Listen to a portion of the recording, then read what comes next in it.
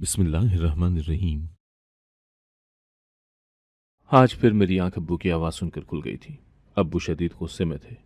शायद जभी तो वो उधार रहे थे। अम्मी की भी दबी दबी सी आवाज़ आ रही थी। न जाने मेरे अब्बू को क्या हो जाता था। वो हर रात अम्मी से लड़ने लगते थे। मेरा दिल अम्मी के लिए फिक्रमंद सा हो जाता था। मैं दुआएं करती रही कि अब्बू अम्मी से ना लड़ें। यूं बड़ी देर दुआएं की, तब कहीं जाकर अम्मी और अब्बू की लड़ाई थमी थी। है काश वालिदैन को इस बात का अंदाज़ा हो जाए कि उनकी आपस की नाचाकी और लड़ाई औलाद के जहन पर कितने बुरे असरात मुरतब करती है, तो वो शायद कभी न लड़ें। अब अब्बू की आवाज़ें तो नहीं आ रही थी, मगर फिर भी मुझे नींद नहीं आ रही थी। दिल बेसुकून सा हो गया था। सुबह जब मैं नाश्ते की मेज़ पर पहुंची तो अम्मी और अब्बू को बड़े प्यार से बातें करते हुए पाया था। ये मेरे लिए हैरानकुन हरगिज़ भी नहीं था, क्योंकि अब तो ये उनका मामूल था। रात भर लड़ते रहते और सुबह होते ही शीरो शकर हो जाया करते थे। अब्बू नाश्ता कर चुके थे। वो मेरे सर पर हाथ रखकर बोले, बेटी कैसी हो? मैं बड़े दिनों से ये सब बर्दाश्त कर रही थी। आज जब्त खो बैठी और गुस्से से बोली, रात रात भर जागती रहती हूँ। अब आप ही बताएं मुझे कैसा होना चाहिए। अब्बू हैरान हुए और बोले, क्यों, क्या हो गया मेरी बेटी को? नींद क्यों नहीं आती?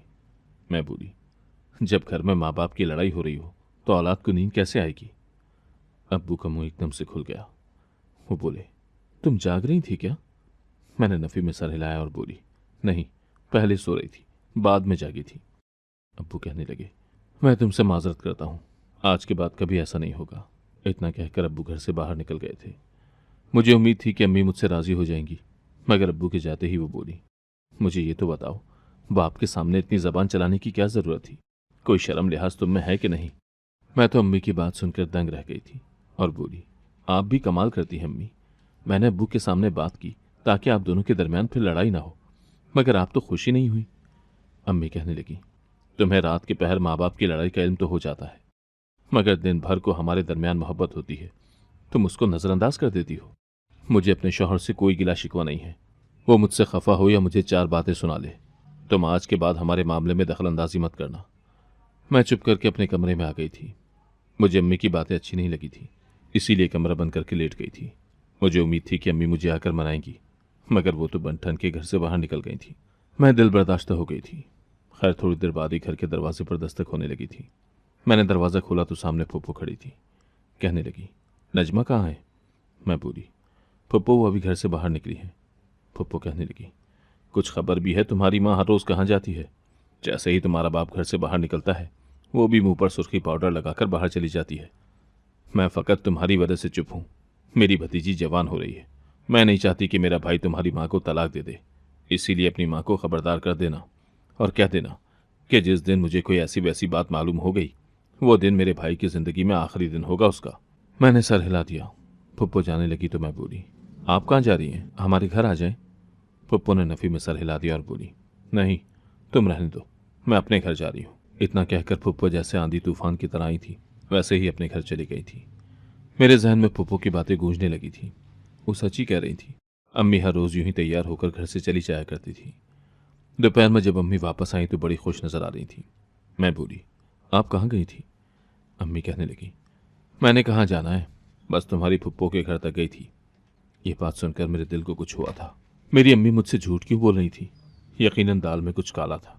मैं बोली, अम्मी, फुप्पो आई थी हमारे घर, बहुत गुस्से में लग रही थी। अम्मी की तो हवाइयाँ ही उड़ गई थी। वो कहने लगी, अच्छा, क्या कह रही थी वो? मैंने उन्हें सारी बात मनोवन बता दी थी। अम्मी के चेहरे से घबराहट साफ नजर आ रही थी। वो कुछ कहे बिना अपने कमरे में चली गई थी। शाम में जब अब्बू घर आए तो कुछ परेशान लग रहे थे। मैंने वजह पूछी तो वो खामोश ही रहे थे। अम्मी जब पानी का गिलास लेकर आई तो अब्बू ने हाथ मारकर गिलास नीचे फेंक दिया था। अब्बू कहने लगे, मैं आवारा औरत के हाथ से पानी नहीं पीऊंगा। ये अल्फाज सुनकर अम्मी फट पड़ी थी। वो कहने लगी, मैंने तुम्हारी हर बात को बर्दाश्त किया है, मगर ऐसे अल्फाज नहीं सहूंगी। इस बात पर अब्बू और अम्मी की बहुत लड़ाई हुई थी। यहाँ तक कि पूरे मोहल्ले वाले लोग भी इकट्ठे हो गए थे। ऐसा पहली बार हुआ था। लोगों ने बड़ी मुश्किल से अब्बू को काबू में किया था। खैर जब अब्बू का गुस्सा ठंडा हो गया तो सब अपने अपने घरों को वापस चले गए थे। मैं भी डरी सहमी बैठी थी। अम्मी भी आज की रात मेरे कमरे में आकर लेट गई थी। वो सारी रात रोती रही थी। मुझे लगा था कि शायद इस लड़ाई के बाद हमारे घर के हालात नॉर्मल हो जाएं, मगर ऐसा भी नहीं हुआ था। अम्मी फिर सुबह अब्बू के घर से बाहर निकलते ही घर से चली गई थी और आज वो कल से ज़्यादा तैयार हुई थी। मैं बोली, अम्मी आप कहाँ जा रही हैं? तो अम्मी कहने लगी, मैं तुम्हारी माँ हूं, तुम मेरी माँ नहीं हो। ये सवाल जवाब मुझसे ना किया करो। इतना कहकर वो घर से बाहर निकल गई थी। मुझे डर लग रहा था कि रात फिर हमारे घर में तमाशा लगेगा। इसी खौफ से मुझसे कुछ खाया पिया भी नहीं जा रहा था। हर चीज परेशान कर रही थी। खैर, आज अम्मी कल की निस्बत जल्दी लौट आई थी। वो मेरी तरफ देखकर कहने लगी, तुम क्यों इस तरह मुंह बनाकर बैठी हुई हो? मैं जल्दी से उठी और अम्मी के गले लगकर रोने लगी थी। मैं बोली, मुझे बहुत डर लगता है कि हमारी जिंदगी में अब सुकून कभी वापस नहीं आएगा। आप और अब्बू यूं ही हमेशा लड़ते रहेंगे। अम्मी ने नफी में सर हिला दिया था। वो कहने लगी, आज सब कुछ ठीक हो जाएगा। मैं बोली, कैसे? तब अम्मी कहने लगी, मैंने वो काम आज हमेशा हमेशा के लिए छोड़ दिया है जो तुम्हारे अब्बू को नापसंद था। मैं बोली, अम्मी आप ऐसा भी क्या करती थी? अम्मी हंसती थी। उनकी आंखों में आंसू थे। वो कहने लगी, था बस कुछ ऐसा भी। खैर, आज जब तुम्हारे अब्बू लड़ने लगेंगे तो मैं उनके सामने हाथ जोड़ दूंगी। देखना, सब कुछ एक लम्हे में ही अच्छा हो जाएगा। मैं मुस्कुरा दी थी और बोली कि अल्लाह करे कि ऐसा ही हो जैसा आप कह रही हैं। अम्मी ने मेरे सर पर हाथ रखा और कहने लगी, ऐसा ही होगा। चलो अब उठो, घर की सफाई करें। मैंने और अम्मी ने मिलकर पूरे घर को चमका दिया था। फिर वो कहने लगी, तुम थकी तो नहीं हो? मैंने कहा, बिल्कुल भी नहीं। तो अम्मी बोली, चलो मेरे साथ किचन में आओ, आज बिरयानी बनाते हैं। मैं अम्मी के साथ किचन में आ गई थी। हम माँ बेटी ने ढेरों बातें की थी। अम्मी ने मुझे बहुत कुछ बताया था, मगर अपने राज को मुझसे छुपाए रखा था। खैर, अब्बू के आने तक सब कुछ तैयार हो चुका था। अब्बू जब घर में आए तो अम्मी जल्दी से पानी लेकर उनके पास गई। अब्बू ने गिलास थामने से इनकार कर दिया और मुझे पुकारने लगे थे। मैं पानी लेकर गई तो अम्मी ने गिलास मुझसे ले लिया और कहने लगी, तुम जाओ, मैं अपने शौहर को खुद पानी दूंगी। अब्बू बोले, मैं तुम जैसी आवारा औरत से बात नहीं करना चाहता। अम्मी कहने लगी, आसिफ, ऐसे मत कहा करो, मेरा दिल उदास हो जाता है। अब्बू अम्मी से लड़ने लगे थे, मगर अम्मी बिल्कुल खामोश खड़ी थी। मुझे लग रहा था कि आज सब कुछ ठीक हो जाएगा, मगर अब्बू अम्मी को मारने लगे थे। तभी अचानक एक औरत हमारे घर में दाखिल हुई। मैंने उसे पहले कभी नहीं देखा था। मुझे लगा कि शायद ये औरत अब्बू और अम्मी की सुलह कराने आई है, मगर उसने तो आगे बढ़कर बड़ा सा पत्थर अम्मी के सर पर मार दिया था। अम्मी फर्श पर गिरकर तड़पने लगी थी। वो औरत भाग गई। मेरी चीखें फिजा में गूंजने लगी थी। मोहल्ले वाले हमारे घर इकट्ठे हो गए थे। अम्मी जमीन पर पड़ी हुई थी। किसी ने आगे बढ़कर अम्मी की नब्ज टटोली तो पता चला कि वो तो मौके पर ही मर गई है। सब समझे कि अब्बू ने ही अम्मी को मार डाला है। किसी ने पुलिस को कॉल कर दी थी। वो अब्बू को लेकर जा रहे थे। मैं चिल्ला रही थी, तड़प रही थी और बार बार सदाएं दे रही थी कि मेरे अब्बू को छोड़ दो। अब्बू भी कह रहे थे कि अलीना मेरे हक में गवाही दो, इनको बता दो कि मैंने कुछ नहीं किया। मगर मैं तो उस वक्त सख्ते की हालत में थी। माँ की मैयत पड़ी थी और बाप जेल जा रहा था। मेरे मुंह से तो कोई लफ्ज ही नहीं निकला था। यूं पुलिस अब्बू को जेल ले गई थी। मोहल्लेदारों ने ही अम्मी की तदफीन का इंतजाम किया था। मैं तो ठीक तरीके से रो भी ना पाई थी कि आंसू तो कहीं आंख में ही जम कर रह गए थे। मैंने तो कभी नहीं सोचा था कि मेरे साथ ऐसा भी होगा। रात हो गई तो सब अपने अपने घरों को वापस लौट गए थे। मोहल्लेदारों को भी यही डर था कि कहीं मेरे साथ रहने की सूरत में पुलिस उन पर शक न करने लगे। इसीलिए उस मुश्किल घड़ी में सब मुझे तन्हा छोड़ गए थे। एक ही लम्हे में मेरा सब कुछ छिन गया था। मैं अब आधी रात को डरी सहमी बैठी थी जब अचानक वही औरत मेरे घर के अंदर आई थी जिसने अम्मी के सर पे पत्थर मारा था। उसे देखकर मेरा पारा चढ़ गया था। मैं उसकी जानिब लपकी थी। इससे पहले कि मैं उस पर हमला करती, उस औरत ने मेरी नाक पर एक कपड़ा रख दिया था। मेरी नज़र धुंधला गई थी। आंखों के सामने अंधेरा छा गया था। वो मुझे उठाकर अपने साथ ले गई थी। जब मेरी आंख खुली तो मैं एक गाड़ी में सवार थी। मेरे हाथ बंधे हुए थे और मुंह पर भी कपड़ा लपेट दिया गया था ताकि मैं कुछ कह न सकूं। वो औरत मेरे साथ वाली सीट पर ही बैठी थी। मैं उसे खा जाने वाली निगाहों से घूर रही थी। मेरी यही कोशिश थी कि एक बार मुझे आज़ाद कर दिया जाए, फिर जो मैं उस औरत का हशर करती वो ज़माना देखता। मगर मुझे मौका न मिल सका और फिर वो औरत मुझे जहाँ लेकर जाना चाहती थी वो ले गई थी। वो मुझे एक कोठे पर ले गई थी। उसने मुझे कोठे पर बेच दिया। कोठे की नायिका मुझे देखकर बहुत खुश हो गई थी। वो कहने लगी, रक्षंदा, तुमने तो मुझे सोने की चिड़िया दे दी है। ये लड़की बहुत कम उम्र है। ये अगले 30 बरस तो मेरे लिए कमाई करेगी ही करेगी। मैं उन दिनों सिर्फ 13 साल की थी। मैं उन औरतों की बातें सुनकर खौफजदा हो चुकी थी। मैंने जल्दी से उस मोटी सी औरत के सामने हाथ जोड़ दिया और बोली कि खुदारा मुझे जाने दो। आज ही मेरी माँ का इंतकाल हुआ है। मेरे साथ इतना जुल्म मत करो। मुझे मेरी माँ की कब्र के पास रहना है। मुझे यहाँ से जाने दो। मेरा क्या कसूर है जो तुम लोग मेरे साथ ऐसा कर रहे हो? वो मोटी नायिका कुछ भी नहीं बोली थी, वो फकत मेरी तरफ देखती रही थी। तब रक्षंदा नामी औरत आगे बढ़ी और बोली, तुमने खूब कही कि तुमने किसी का कुछ नहीं बिगाड़ा, मगर मेरी बात याद रखना, अगर तुमने कुछ नहीं किया तो तुम्हारे बाप ने दूसरों के साथ बहुत कुछ किया है। तुम यही समझ लो कि तुम्हारे साथ जो कुछ भी हुआ है ये तुम्हारे वालिदैन की गलती की सजा है। इतना कहकर वो नायिका के हाथों से पैसों का भरा हुआ बैग लेकर चली गई थी, जबकि मैं रोती रही थी। मैंने नायिका के सामने हाथ जोड़ दिया और बोली कि तुम्हें अल्लाह का वास्ता है, मुझ पर रहम करो, मुझे यहां से जाने दो। तो नायिका हंसी और कहने लगी, क्या मैंने तुम्हें इसीलिए खरीदा है कि तुम पर रहम करके तुम्हें यहां से जाने दूं? कभी ऐसा ख्याल भी दिल में मत लाना, अब तुम हमेशा हमेशा यहीं रहोगी। अगर तुमने हमारा काम दिलचस्पी से सीख लिया तो तुम्हारे लिए अच्छा होगा, और अगर तुमने परपुर्जे निकालने की कोशिश की तो मैं तुम्हारे साथ वो सलूक करूंगी कि तुम उम्र भर याद रखोगी। मैं थर थर कांप रही थी। मैंने जिंदगी में कभी नहीं सोचा था कि मेरे साथ ऐसा हो जाएगा। मेरा तो हंसता बसता घर ही उजड़ गया था। माँ मर गई थी, बाप जेल की सलाखों के पीछे था और मैं कोठे पर आ गई थी। मैं तो सख्ती की हालत में ही बैठी हुई थी। यूं ही रात ढल गई और दिन हो गया था।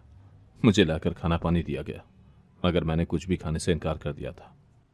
तब नायिका ने आकर मुझे बालों से पकड़ लिया था। वो कहने लगी कि तुम्हें मेरी कल रात वाली बात समझ में नहीं आई क्या? तुम्हें एक बार और बता देती हूँ कि हमें ज़बरदस्ती करना आती है। तुम्हारे लिए यही अच्छा है कि तुम आराम से मेरी बात मान लो। मैं जैसा कहती हूँ तुम वैसा ही करो। मैं नायिका से बहुत ज़्यादा खौफज़दा हो चुकी थी, इसीलिए जल्दी से खाना खाने लगी थी। अब मैं दिन रात यही सोचती थी कि क्या मेरी ज़िंदगी यही है? अब मुझे यही सब कुछ सहना पड़ेगा। अब मेरे लिए बाकायदा तौर पर गाहक लाए जाने लगे थे, मगर फिर भी कोई इतनी बोली न लगाता जितनी नायिका सोची बैठी थी। इसीलिए अभी तक मैं महफूज रही। मगर कहते हैं ना कि आखिर बकरे की माँ कब तक खैर मनाएगी।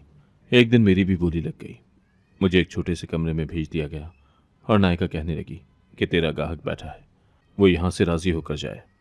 मैं ये ना सुनूं कि तुमने उसे खफा कर दिया। मैं बोली, खुदारा मेरे साथ इतना जुल्म मत करो, कम अज़ कम मेरी उम्र का ही कुछ ख्याल करना, अभी मैं बहुत ही कम। तो नायिका कहने लगी, क्या मैं तुम्हारी उम्र गुजर जाने का इंतज़ार करूं? अभी तो तुमने मुझे पैसे कमा कर देने हैं, थोड़ी सी उम्र और हो गई तो तुम्हारे काम की मांग घट जाएगी, और अब मैं तुम्हारे मुंह से कोई बुरी बात ना सुनूं। फिर मुझे सरता पैर सजाकर गाहक के कमरे में भेज दिया गया। मैं रोते रोते जो ही उस कमरे में गई तो सामने नशे की हालत में जो आदमी बैठा था, उसे देखकर मेरी टांगों से जान निकल गई। ये कोई और नहीं बल्कि चाचा रशीद था। इसके बारे में यही मशहूर था कि यह हमारे मोहल्ले का सबसे शरीफ आदमी है।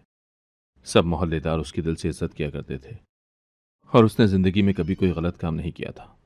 आज उसे तवाइफों के अड्डे पर नशे की हालत में देखकर मैं हक्का बक्का रह गई थी। मैं भागकर चाचा रशीद के पास आई और बोली, चाचा आप यहाँ क्या कर रहे हैं?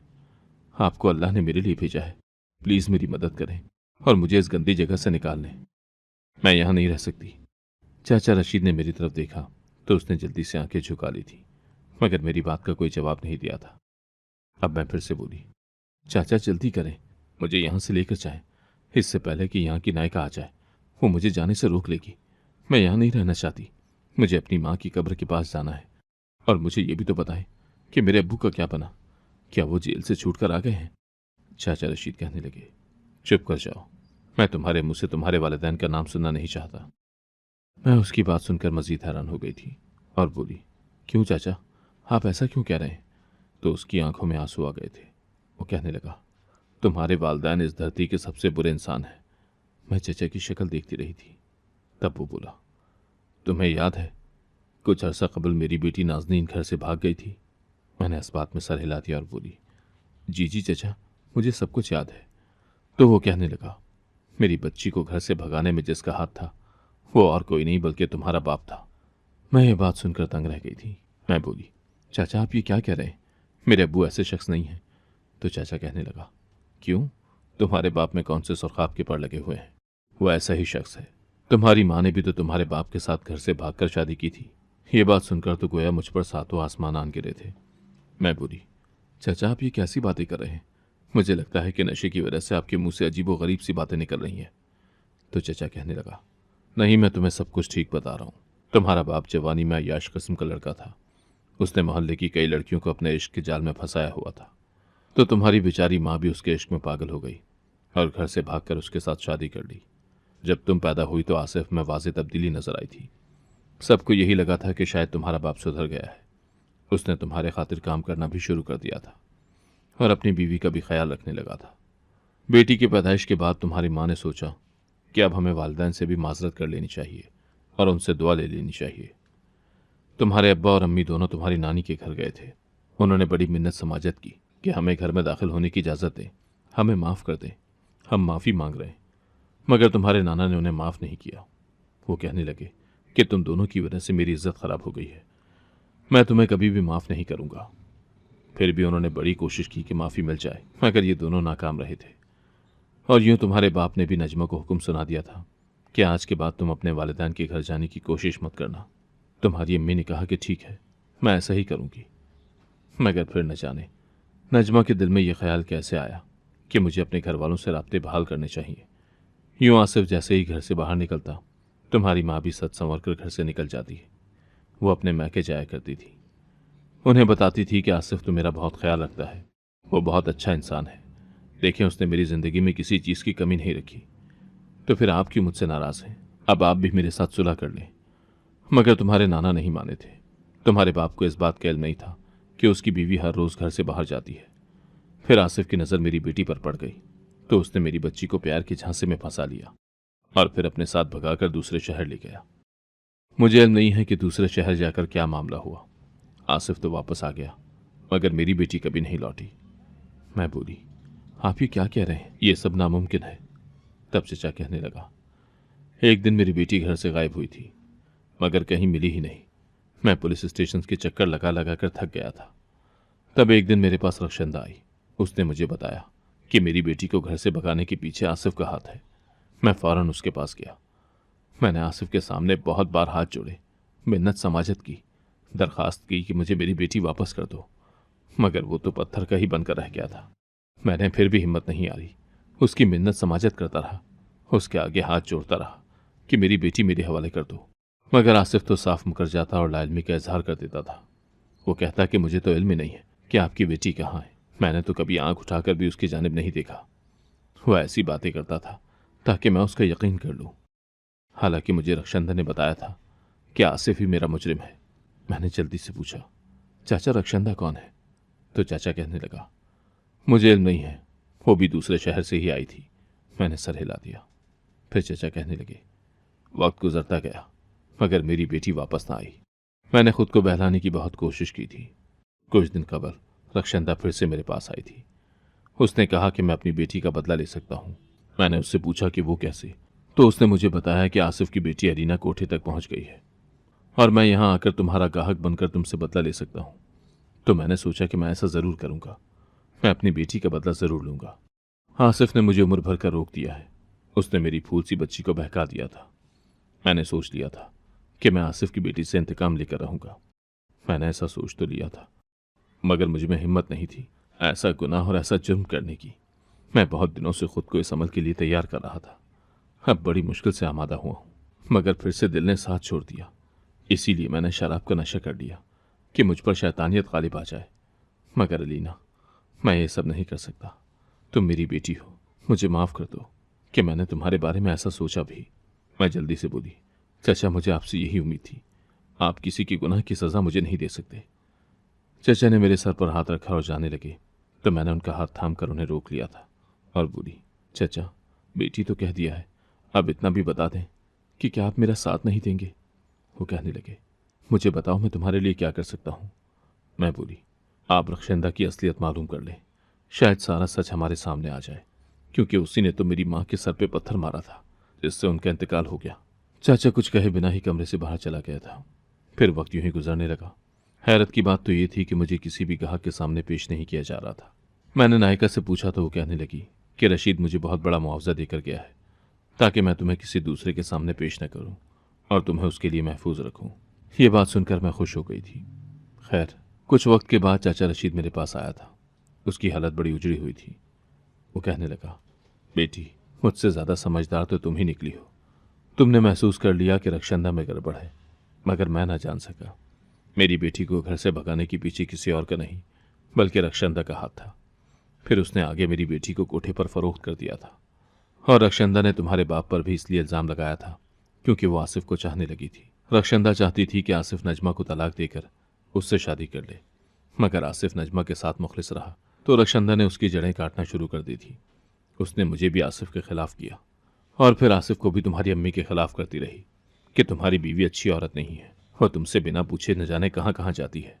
यूं तुम्हारे अम्मी अब्बू की लड़ाई होती रहती थी। आखिर में रक्षंदा ने एक तीर से दो शिकार किए थे। उसने अपने दिल की हसद की वजह से तुम्हारी अम्मी को भी अब्दी नींद सुला दिया और तुम्हें बेचकर पैसा भी कमा दिया। मैं तो ये सब सुनकर हक्का बक्का ही रह गई थी। खैर पुलिस रक्षंदा को गिरफ्तार कर चुकी थी और मुझे भी कोठे से बाजियाब करवा दिया गया था। कुछ ही दिनों में अब्बू भी जेल से छूटकर घर आ गए थे। एक नहीं आई तो मेरी मां नहीं आई थी। खैर चंद दिन गुजरे तो पता चला कि चाचा की बेटी को भी पुलिस ने बाजियाब करवा लिया है। जब हमें ये बात पता चली तो हमारी खुशी का कोई ठिकाना नहीं रहा था। तब चाचा कहने लगे शायद मेरी बेटी कभी मुझे दोबारा न मिलती, मगर ये सब अल्लाह के करम की वजह से हुआ है। उसने मेरी नेकी का सिला मुझे इसी दुनिया में दे दिया। मैंने अलीना को बचाया था, अल्लाह ने मेरी बेटी को बचा लिया। मैं बेइंतहा खुश हूँ। ये सब बातें सुनकर मेरे रोंगटे खड़े हो गए थे। अल्लाह सच में किसी की अच्छाई को बगैर अजर के रहने नहीं देता। अगर आपको आज की कहानी पसंद आई है तो वीडियो को जरूर लाइक कीजिएगा और अपने दोस्तों के साथ भी शेयर कीजिएगा। और हाँ, अगर आपने अभी तक हमारा चैनल सब्सक्राइब नहीं किया तो जरूर सब्सक्राइब करें। मिलते हैं कल एक नई और दिलचस्प कहानी के साथ। अल्लाह हाफिज।